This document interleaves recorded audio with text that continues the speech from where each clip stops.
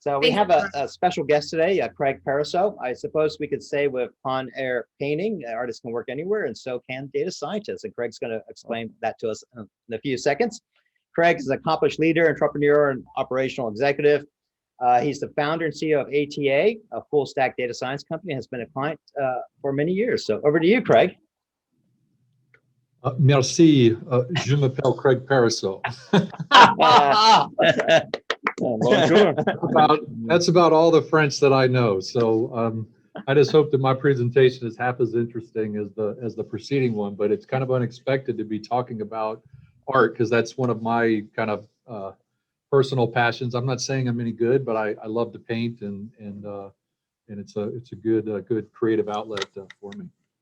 But appreciate everybody your time today. I'm going to talk a little bit about what we learned about ourselves as a company and especially as leaders in the company during the pandemic of 2020 and how we responded. And I think it was initially set up a little bit about kind of talking about work from anywhere.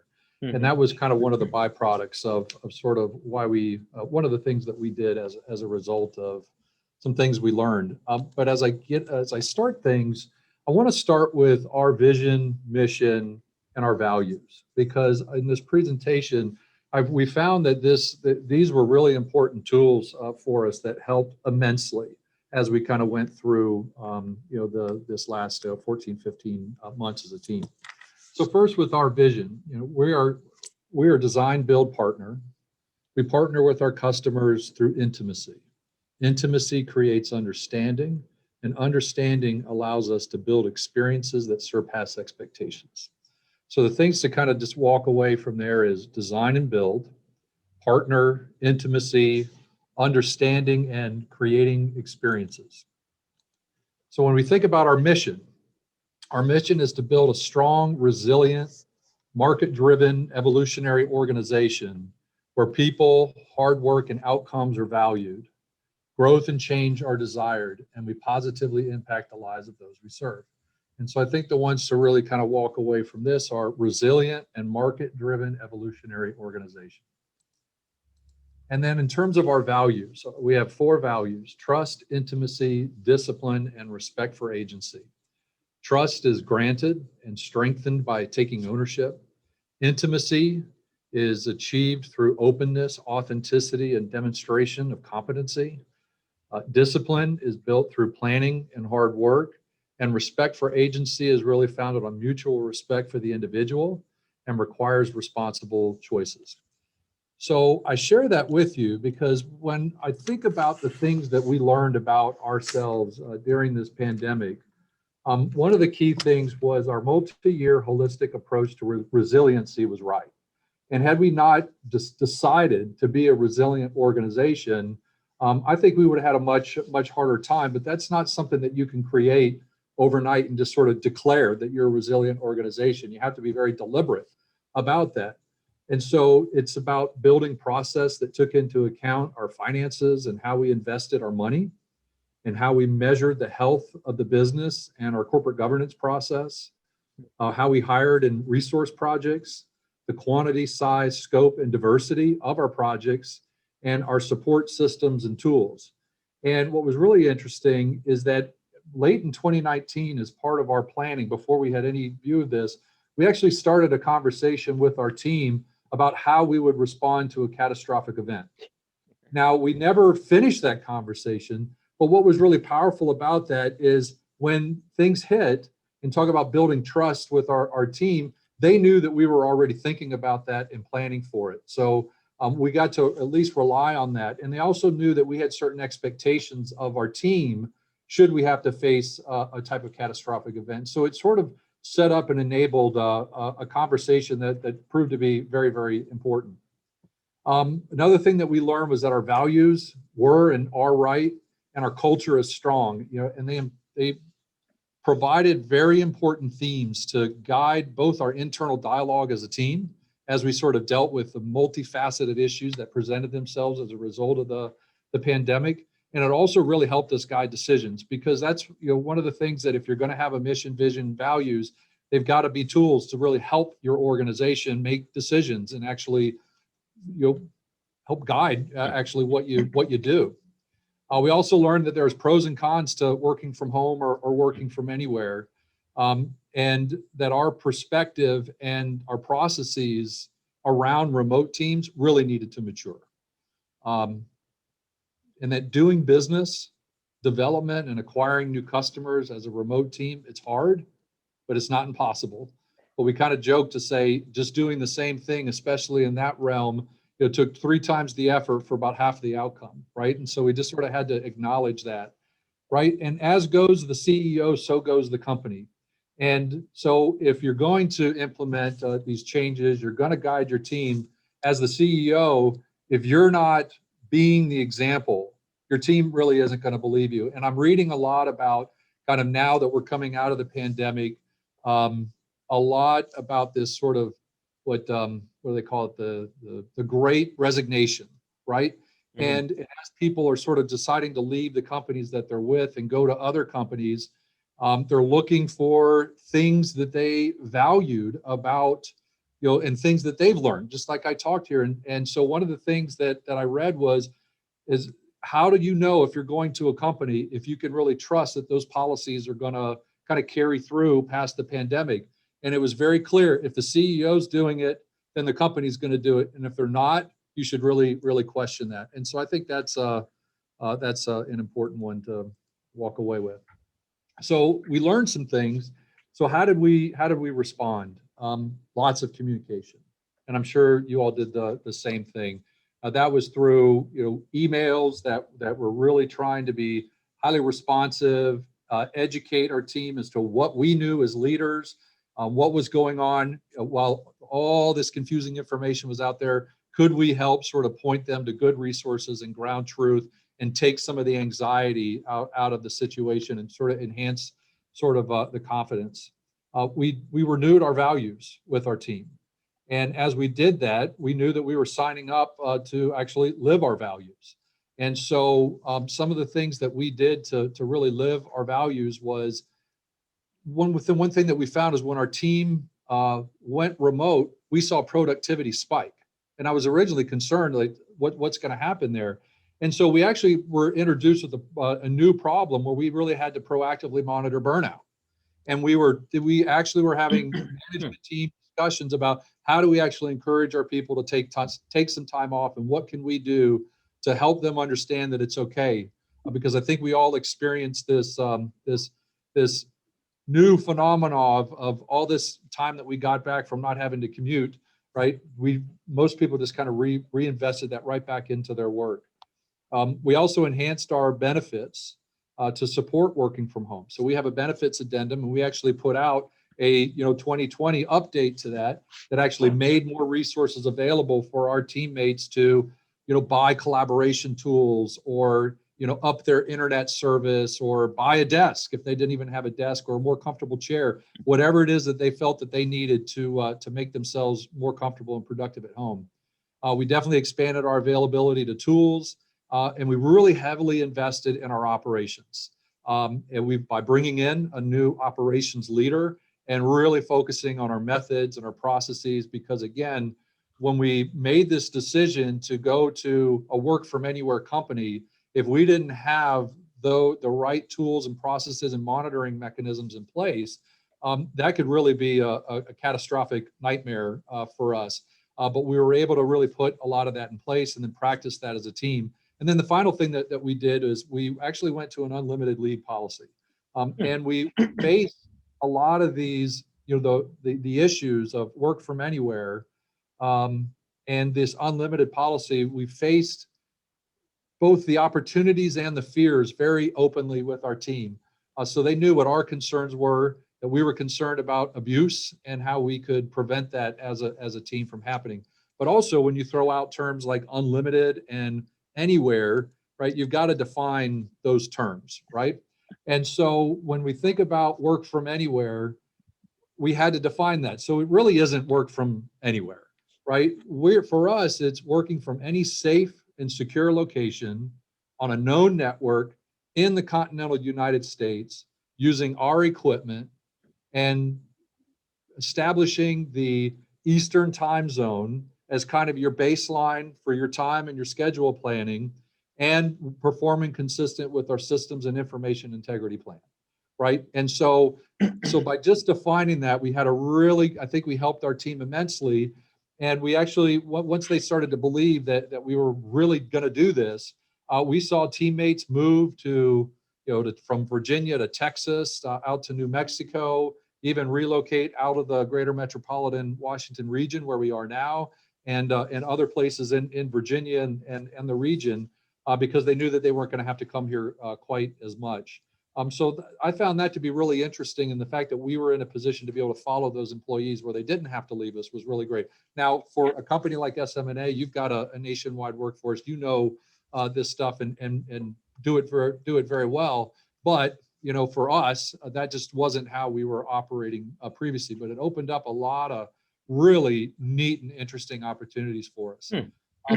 By making this declaration, we saw this to be very consistent with our values, especially around the ideas of this respect for agency and trust.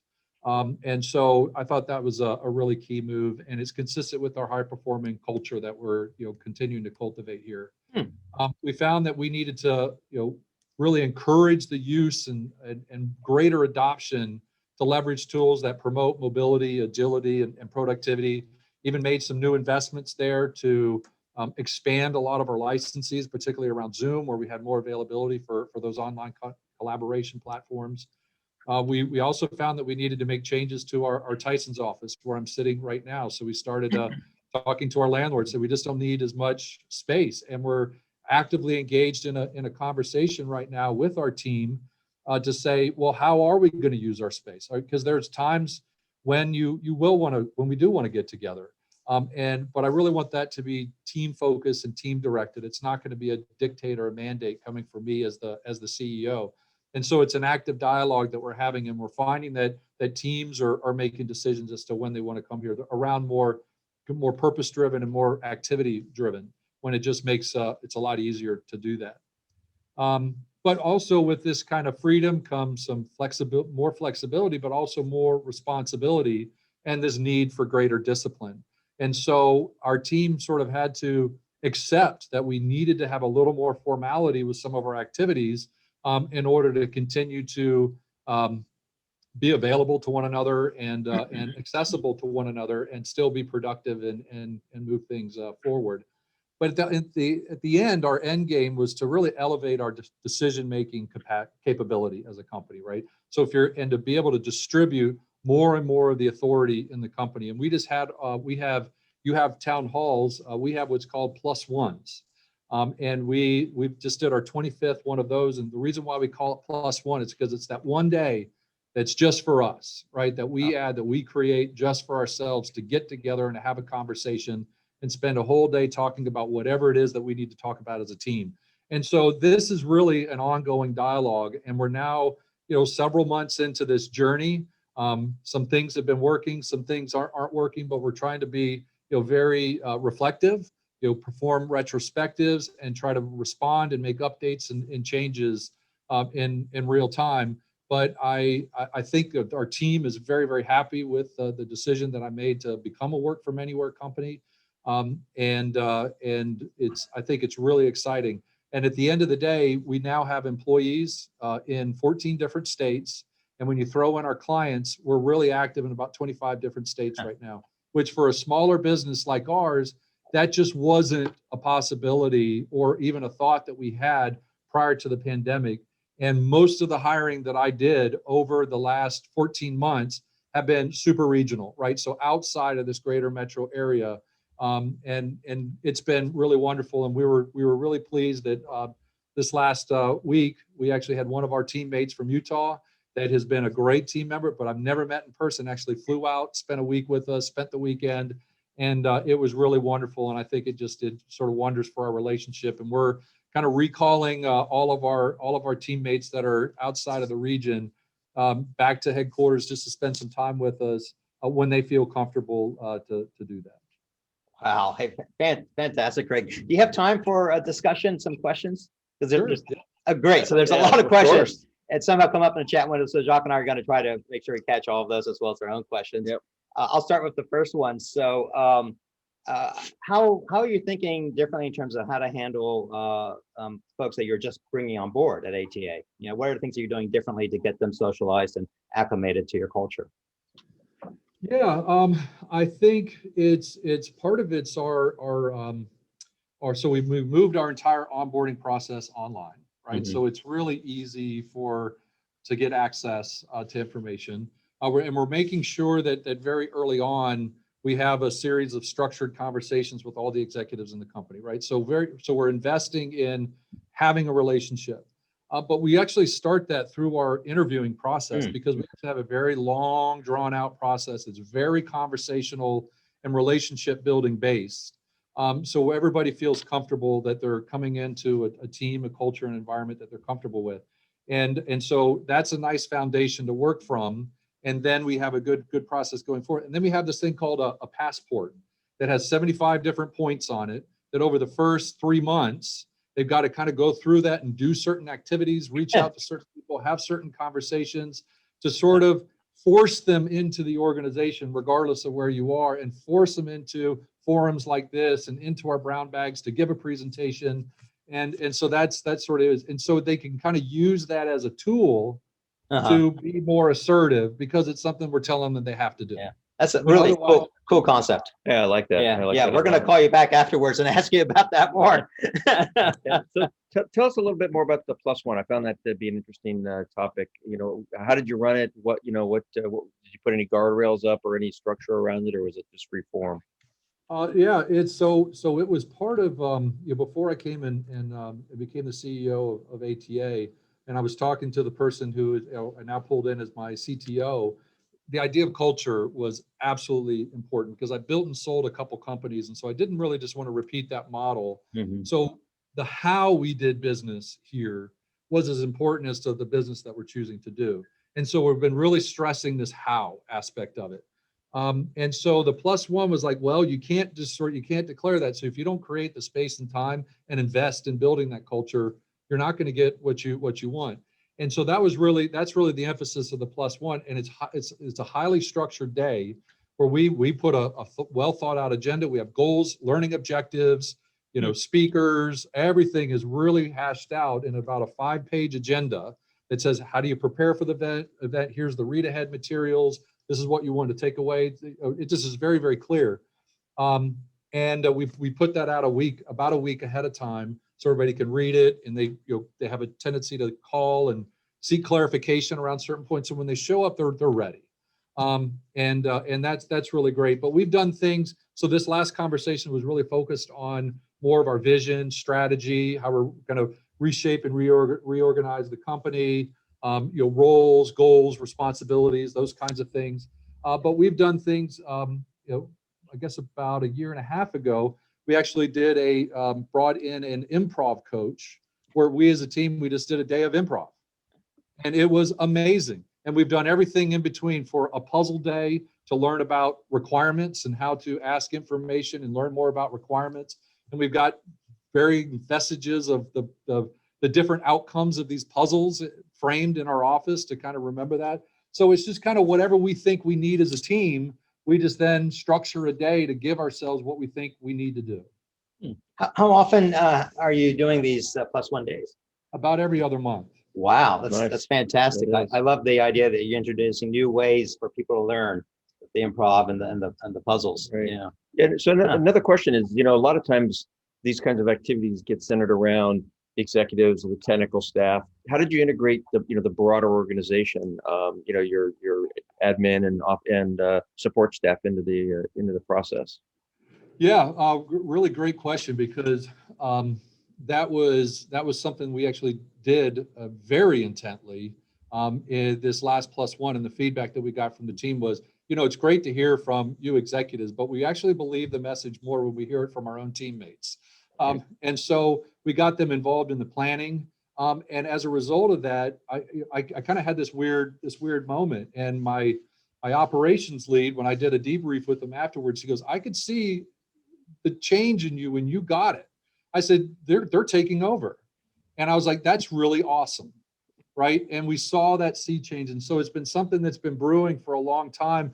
I'm kind of forcing people to the front. And sometimes it's just kind of creating that thing on the agenda and say, you're going to do it. Or if we're running an exercise, say you're going to lead that exercise, especially if it's competency based, you just sort of get that team to sort of take it over and design the day. And we've done previous plus ones where he says, I'm not going to design the agenda at all, and just turned it over to one of our core teams and say, you do it. Or we've done retrospectives, and they have a really nice structured conversation around that. That's great. How big is your organization in terms of people? Yeah, 50 people now. Oh, cool. Very cool. One of the things that we learned, Craig, was that we had to find deliberate ways to introduce fun into work because you missed the whole social aspect, right? So we've actually hired comedians and dancers, you name it, right? And magicians. What are there things that you've done? So, I mean, you have a great sense of humor, so I suspect there's things that you've done to introduce fun into your community as well. Well, it's hard. The balance, right, that you have to strike is this kind of idea of mandatory fun, right? And so like on one is that, how do we introduce some of those, the learning lessons but in an interesting way? And that's how we've done it. But even for our Christmas party, it was all online. And we hired a comedian as well to come in and do that. I've got some great friends that are comedians and really tapped into that. And I love stand-up comedy. And so we've done that. And now that we're coming out of the pandemic, I'm just making a very intent focus over kind of this summer period, just to create lots of surface area for social aspects, right? And if we can get some online participation, even if they're just kind of observing and can interact with their teammates, we're doing that as well. And then what was really neat is I'm not doing this at all, but several of our teammates, they just do a Friday afternoon happy hour. And they didn't even tell me about it. Well, I'm sure you're secretly hoping to be invited to one of them. Every now and then I get, you can come to this one. And so I do, and share what I'm drinking, but they started doing that themselves, and I think Nice. that's actually a great testament to the culture you built there. That really is. We're happy to offer your team an art talk every now and then if you'd like us to do that for you. excellent. We might take you up on that. I love your saying, as goes the CEO, so goes the rest of the company. That's right. Are there things which you've had to learn to do things differently in the last year or so? Which we'd love, if you're willing to kind of talk about that, we'd love to hear about that. Yeah, I mean, I'm one of those. I'm a high contact CEO, right? And so when I'm see people in the office, I'm watching. I'm looking at the environment, the energy. I'm watching when somebody comes in and they're dragging or their heads down or up and proud about something. Who's interacting with who's hiding in the corner. And I have a tendency to go and engage. And so that whole opportunity was taken away from me. And so what we've done is we've changed our I would say our performance management process to really be one to where we're doing our performance and staff management much more regularly. And so we're forcing monthly check-ins rather than kind of waiting for that year annual review. We're actually doing monthly reviews, and it's really transforming the whole conversation with the team. And the fact that we're doing that proactively really means a lot. And we're picking up on issues earlier. We can make adjustments sooner. So so that's kind of one way that we've responded to that. And I think the other thing that I found really neat about all this is kind of a positive shift is I feel a lot closer to my remote workforce now. Because when I could be satisfied by everybody who's here in the office, well, this whole medium here kind of levels the playing field for everybody. Absolutely. And so whether you're taking a meeting down the hall or you're in Kansas, you're all equal. Right. And that's been really, really neat to experience that. And so actually I feel like our remote workforce feels a lot closer to all of us because now they're kind of competing sort of on a level playing field, which has really been neat. Yeah, we've had similar comments. For a century, right? Field offices always feel like they're literally a field office, right? Right. and everything else that comes with that's bad, right? And we had similar comments from our own folks who felt that they've never felt more closer to our headquarters staff than what they got to experience in the last year. It was a nice surprise for us to hear that. It was, and we've all gotten a lot closer as a result of it. I mean, same thing you guys were experiencing, where you feel like your team got a little tighter, a little more integrated, a little more responsive to each other, and that we saw the same kind of thing happening. Yeah. One of the things that we discovered, and you mentioned productivity, right? And so we're a consulting company, right? So our revenues are largely driven off of hours, right? So we discovered how more efficient and productive we can be when working from home. Exactly.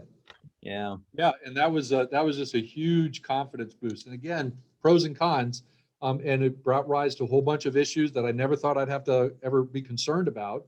But it just forced a lot of self exploration and examination, and by doing that, we became very deliberate in the decisions that we made. So I think it's just it's been a great experience. One of my favorite comedians starts this bit that he did in 2021, where he comes out, Nate Bargatze. I don't know if anybody's seen The Greatest Average American on Netflix. It's a great special. But he starts up and he goes, 2021, best year ever. 2020, best year ever, right? And so in some ways, while it wasn't the year that we had planned and we got really behind on a lot of our goals, we actually are coming out of this, I think, a much stronger and better company for the experience. And it's really through a lot of willingness and a lot of hard work of our entire team that I think that really set us in this place. So I talked about this sort of mass resignation right now. I'm not worried about it. I'm not worried about it because, again, I think our culture and our values, those underpinnings that we didn't sort of change or invent to respond to the pandemic, they were really there for us. And our team knew that we were really relying on those and making them front and center. That's great. If you have time, we have two more questions. Is that Sure. okay? Great. So one of them is, are there things that you're doing differently with your younger employees because a lot of them have a desire to be more socially connected through work? Not a whole lot, Okay. except for the fact that most of the younger employees are local. Right? Because the ones that we're hiring outside of the region are either mid-career, senior, they're more mature, right? And so we're kind of managing the risk that way. And so when we're doing these social events now, they really are the ones that are coming out to the vineyards and are being more in person, where our more senior folks don't necessarily kind of need that. And so that's one of the reasons why over the next 4 months, about halfway through that now, just creating a lot of social surface area in the company and making it non-mandatory and show up and participate in any way that you feel comfortable. Okay, that's great. That's a great way to do it. The other question is, any lessons learned, pros and cons of the unlimited leave policy? That's a good one, because I'll tell you, I struggled with that one for probably, many months, I think the reason, and I struggle with it so much because, again, it's ripe for abuse, right?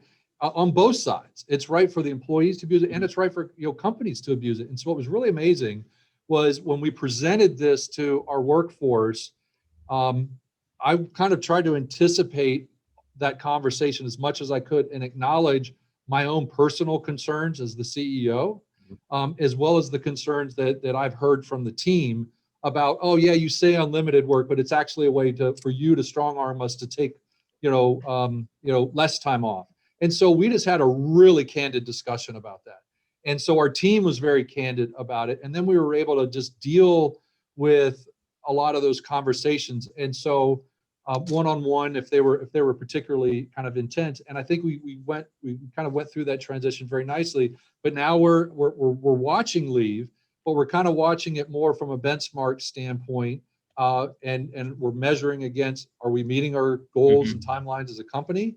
Are people, I wrote a policy, or not a policy, but kind of a guide on how to take higher quality time off, because one of our real goals here is if you're going to take time off, take time off, and don't work while you're on vacation. And so we're encouraging much more coordination, much more lead time. And so when people do take time off, the team knows that they got to step up, carry the weight of their team member that's gone. We've done really good coordination ahead of time. And then we kind of have a way that they can then reintegrate themselves back in. And what a really neat thing that one of our team members said, that's been with the company now for 11 years, says, I was able to take 3 weeks off consecutively for the first time in 11 years. And it was great.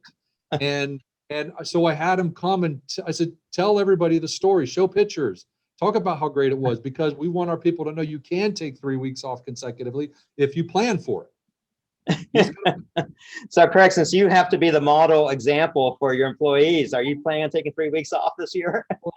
See, that's one of the things that I thought of when you said about, engaging with my team and some of my behaviors. I make it I have to tell them when I'm not working, right? Because they don't see Yeah. me not in the office. So I have to make it very clear that I'm taking time off too. And what's really been special about that is that we've all seen family members and kids come into the Zooms and whatnot. And I just kind of, when my son does show up, I just let him join and tell a story about how important he is to me and things that we're doing together and when we're going to do it. But no, I do not have any 3-week vacations planned, but maybe I should. Hey, it's been fantastic to hear from you and the discussion. You've done some incredibly bold things with now your third company, I think, or is it fourth? Yeah. So, hey, thank you so much. You're welcome to stay on. We really loved having you and really appreciate the time you spent with us. But please, Thank you stay on. very much. Yes, thank Appreciate you. the opportunity. Good to see you again, AJ. Same here. Same here.